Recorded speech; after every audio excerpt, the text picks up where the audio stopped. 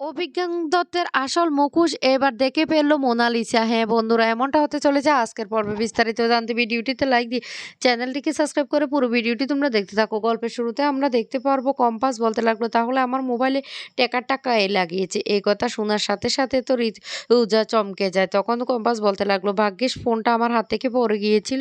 তখনই ছদ্মবেশী ঋতুজা বলতে লাগলো, আমি তো জানি না কে লাগাতে পারে, সেটাও তো বুঝতে পারছি না। এখন অনেক রাত হয়েছে, যাও তোমরা গিয়ে শুয়ে পড়ো। আমি না কাউকে জানাতে চাইনি, কারণ তোমরা সবাই আমার জন্য চিন্তা করবে, সেই জন্য আমি তাড়াহুড়ো করে বেরিয়ে গিয়েছিলাম। আমি ভেবেছিলাম কাজটা সেরে তাড়াতাড়ি করে বাড়ি চলে আসবো, কিন্তু কাজটা এতটা লেট হয়ে যাবে আমি ভাবতে পারিনি। আর সেই জন্য তোমাদের কাছে না আমি ক্ষমা চেয়ে নিচ্ছি। আর তোমরা তোমরা সেই জন্য আমাকে ফলো করে এত দূর চলে গিয়েছিলে। বিহান তখন বলতে লাগলো, কি করবো মা, তোমাকে জিজ্ঞাসা করতে পারিনি, কারণ তুমি রাগ করবে, তাই তো তোমাকে ফলো করেছিলাম। কিন্তু তুমি যে কোথায় হারিয়ে গেছিলে, তখনই ছদ্মবেশী ঋতুজা বলতে লাগলো, না না, বিশ্বাস কর, আমি তো জানি না যে তোরা আমাকে ফলো করছিস। আমি তো তাড়াহুড়ো বেরিয়ে গিয়েছিলাম, এখন অনেক রাত হয়ে গেছে। এ আমাকে বলতেই তো পারতিস, তোদের যদি এতটুকু আমাকে নিয়ে ভয় হয়। এখন রাত হয়ে গেছে মা, যা তোরা ঘুমিয়ে পড়। এদিকে অভিজ্ঞানবাবু ও সেই মুক্তি সেনাপতি তিনজন মিলে অভিজ্ঞানবাবুর বাড়িতে আগুন লাগাতে থাকে। আর মুক্তি তখন সমস্ত কিছু ভিডিও করতে থাকে। অভিজ্ঞানবাবু তখন বলতে লাগলো, মোনা তুমি এখনো জানো না তোমার দাদু কি জিনিস, এবার বুঝবে তোমার দাদু কি জিনিস। এদিকে বাড়িতে আগুন লাগিয়ে দেয় সেনাপতি, অন্যদিকে মুক্তি সবকিছু ভিডিও করতে থাকে। এদিকে কম্পাস পরের দিন সকালবেলায় তার মায়ের জন্য শরবত বানিয়ে নিয়ে আসে নুন চিনি জল দিয়ে। আর সেখানে এনে যখন বলতে লাগলো, মা উঠে পড়ো, মা তোমার ঘরে কি আসতে পারি, তখন প্রচণ্ড রেগে যায় ছদ্মবেশী ঋতুজা। আর বলতে লাগলো, এই মেয়েটা আমাকে জ্বালিয়ে পুড়িয়ে মারছে, কি যে করি, এত সকালবেলা এখানে আবার ওকে আসতে হলো। এদিকে কম্পাসের তো পুরো রকমের সন্দেহ হতে থাকে সেই ছদ্মবেশী ঋতুজার উপরে। সে বলতে লাগলো, মা তো আমাকে বলেছিল মা আর আমার মধ্যে একটা সিক্রেট ছড়া আছে, যেই ছড়াটা মা আমাকে বলেছিল। তখন কম্পাস ভাবতে থাকে। তারপরে ঋতুজা দরজাটা খুললে তখন বলতে লাগলো, ও মা, তোমার জন্য শরবত বানিয়ে এনেছি। তখনই ছদ্মবেশী ঋতুজা বলে উঠে, কেন কেন শরবত বানিয়ে এনেছিস? তখন কম্পাস বলতে লাগলো, কি করব মা, তুমি এমনিতে কালকে অনেক রাত করে বাড়ি ফিরেছো, এত তোমার উপর দিয়ে চাপ সৃষ্টি হচ্ছে, সেই জন্য তোমার জন্য আমি একটু নুন চিনি জল দিয়ে শরবত বানিয়ে এনেছি। তুমি খেলে তোমার খুব ভালো লাগবে, তুমি একবার খেয়ে দেখো। তখন ঋতুজা শরবতটা খেতে থাকে। কম্পাস তখন বলতে লাগলো, এবার এবার আমাকে মায়ের সাথে কথা বলতে হবে। তারপরে কম্পাস চালাকি করে বলতে লাগলো, মা তুমি ব্যাগটা কেন নিয়ে যাও না? আমি তো তোমাকে ব্যাগটা গিফট করেছি। তোমার ঘরটা কি এলোমেলো হয়ে আছে, আমি গুছিয়ে দিচ্ছি। তখনই ছদ্মবেশী ঋতুজার সন্দেহ। ঋতুজা তখন বলতে লাগলো, হঠাৎ করে ব্যাগ নিয়ে যাওয়ার কথা কেন বলছে? ব্যাগের মধ্যে কি আছে?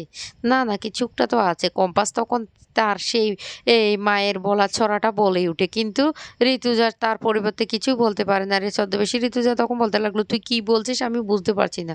তখন কম্পাসের আরো পুরোপুরি সন্দেহ যায়। কম্পাস তখন বলতে লাগলো, কিছু তো একটা গন্ডগোল আছে, না হলে মায়ের বলা সিক্রেট ছড়াটা মা যেটা বিহান স্যারকে বলতে নিষেধ করেছে, সেই ছড়াটা কেন মা বলতে পারছে না? এদিকে ঋতুজা কিছুই বলতে পারে না। ঋতুজা তখন বলতে লাগলো, আমার না শরীরটা একদম ভালো লাগছে না, কালকে অনেক রাত করে বাড়ি ফিরেছি তো, আমি একটু ঘুমোই, তুই এখন এখান থেকে যা। কম্পাস তখন বলতে লাগলো, ও মা, মা তুমি তো আমাকে বলেছিলে তোমার সাথে আমার কথা হবে এই সিক্রেট ছড়াটা দিয়ে, এখন কেন তুমি কিছু বলতে পারছো না? এদিকে মোনালিসা ঘুমিয়ে আছে টেবিলের উপরে, অন্যদিকে মোনার মাও ঘুমিয়ে আছে খাটে।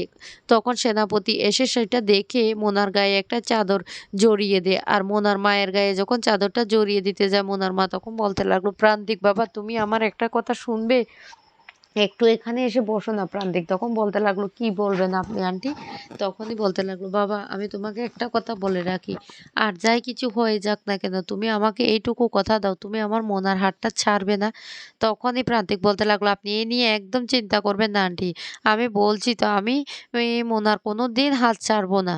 তখন বলতে লাগলো, তুমি আমার শ্বশুরমশাইকে চেনো না, আমার শ্বশুরমশাই এতে থেমে থাকবে না, আরো অনেক কিছু করবে, তুমি সেটা বুঝতে পারছো না।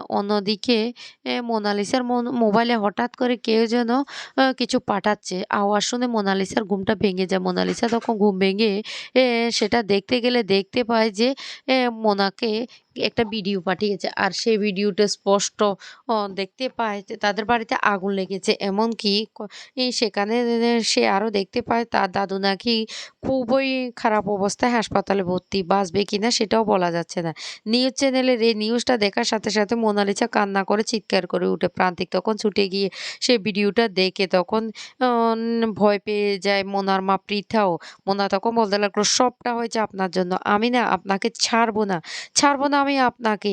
আপনি আপনি আগুনটা লাগিয়েছেন। এখন দেখুন আমার দাদুর কি অবস্থা। আমাকে এক্ষুনি দাদুর কাছে যেতে হবে।" তখন প্রান্তিক বলতে লাগলো, "তুমি কি বলছো? অসম্ভব, এটা হতেই পারে না। আমরা ভিজে খড়ের গাদায় আগুন দিয়েছিলাম। আগুন লাগা তো প্রশ্নে উঠে না।" তখন মোনা বলতে লাগলো, "তাহলে আমাদের বাড়িতে কে আগুন দিয়েছে? কে দিয়েছে বলুন? সবটা আপনার জন্য হয়েছে। আজকে আপনার জন্য আমার দাদুর জীবন মৃত্যুর মুখে। আমি দাদুর কাছে যাবো। আপনি আমাকে আটকাতে পারবেন না। আপনি আমাকে পুলিশে দেবেন তো? আপনার যা ইচ্ছে তাই করুন। আমি দাদুর পাশে গিয়ে দাঁড়াবো।" এদিকে কম্পাসের পুরোপুরি শিওর হওয়ার জন্য কম্পাস বিহানকে বলতে লাগলো, "বিহান স্যার, আপনার মা আর আপনার যে জয়েন্ট অ্যাকাউন্টটা ছিল সেই অ্যাকাউন্টে রে সাইন করা আ আ আছে তো চেক?" তখনই বিহান বলতে লাগলো, "হ্যাঁ, আছে।" তারপর বিহানের থেকে সেই চেক বইটা নিয়ে ঋতুজার সাইনটা দেখে আর তখন বলতে লাগলো, "এবার আমি পুরোপুরি সিউর হয়ে যাবো। এবার আমি মাকে বলবো সাইনটা করতে। আমাকে কিছু একটা করে মায়ের সাইনটা করাতে হবে। দুটো সাইন এক হলে তাহলে আমি নিশ্চিত হতে পারবো।" কিন্তু কম্পাসের এই প্ল্যানটা বিহান জানে না। অন্যদিকে মোনালিসা রেডি হয়ে দাদুর কাছে যাওয়ার জন্য যখন অন বেরোতে যাবে তখনই প্রান্তিক তার হাতটা ধরে আর বলতে লাগলো, "কোথায় যাচ্ছ?" মোনালিসা তখন বলতে লাগলো, "আমি আমার দাদুর কাছে যাচ্ছি। আমার দাদুর এমন অবস্থা আমি সেখানে যাচ্ছি।" এই বলে প্রান্তিকের হাতটা সরিয়ে দিয়ে মোনালিসা ঘর থেকে বেরিয়ে যায়। তখনই মোনার মা বলতে লাগলো, "বাবা, আমি বলেছিলাম না আমার শ্বশুরমশাই অনেক কিছু করতে পারে। আমার মনে হচ্ছে এই কাজটা ওনারই। উনিই নিজের বাড়িতে নিজে আগুন লাগিয়ে দিয়েছেন। বাবা, তুমি সাবধানে থেকো। প্লিজ আমার মেয়েটার খেয়াল রেখো।" প্রান্তিক তখন বলতে লাগলো, "ঠিক আছে, আপনি কোনো চিন্তা করবেন না। আমি মোনার সাথে যাচ্ছি।" এইদিকে বিহানদের বাড়িতে সকালবেলা যখন সবাই ব্রেকফাস্ট করতে বসে তখন বারবার করে মোহিনী বলতে লাগলো, "ও দিদিভাই, তুমি গিয়ে বসে পড়ো না। আমি সবাইকে খাবারটা দিয়ে দিচ্ছি।" তখনই বাড়ির সবাই চমকে যায়। এদিকে সেনাপতি বারবার রশ্মিকার মোবাইলে ফোন করে সেইজন্য রশ্মিকা ভয় পেতে থাকে। কি করবে সে কিছু বুঝতে পারে না। আর সেই সুযোগে কম্পাস সে চেক বইটা নিয়ে চলে আসে। আর এসে বলতে লাগলো, "মা, তোমাকে মনে হয় উকিলবাবু নেই। আমাদেরকে জানিয়েছে আমাদের ২ টা অ্যাকাউন্ট খুলে দিয়েছে। এখন তো টাকা পয়সা তুলতে হবে। তুমি এই চেকটাতে সাইন করে দাও।" তখন বাড়ির সবাই খুশি হয়ে বলতে লাগলো, "একটা দারুণ সংবাদ দিলি কম্পাস। এবার তাহলে আমাদের টাকা পয়সার সমস্যা একটু হলেও দূর হবে।" এদিকে বিহান তখন বলতে লাগলো, "কখন?" তখনই কম্পাস বলতে লাগলো, "বিহান স্যার, আপনিই তো বলেছেন। এখন আপনি কি ভুলে গেছেন?" বিহান তখন বলতে লাগলো, "হ্যাঁ, হ্যাঁ, আমি বলেছি। কিন্তু সেই ছদ্মবেশী ঋতু কিছুতে সাইনটা করে না।" সে বলতে লাগলো, "আমি ধরা পড়ে যাবো। আমার সাইন আর ঋতুর সাইন এক না।" তখনই চালাকি করে কি করবে সে বুঝতে পারে না। অন্যদিকে দেখা যায় অভিজ্ঞানবাবু হাসপাতালে বসে, বসে সে চপ আ ব্যাম বম খাচ্ছে। আর তখন সেখানে সেনাপতি আর মুক্তিও চলে আসে। এদিকে মোনালিসা তার দাদুকে দেখার জন্য হাসপাতালে চলে আসে। প্রান্তিক তখন বলতে লাগলো, "মোনা, আমার একটা কথা শুনবে? আগে সামনাসামনি যাওয়ার দরকার নেই। আড়াল থেকে দেখি তোমার দাদু কি করছে?" আর আড়াল থেকে মোনালিসা সবটা দেখে তো রীতিমতো চমকে যায় যে তার দাদু পুরোটাই সুস্থ। এটা একটা মিথ্যে চক্রান্ত।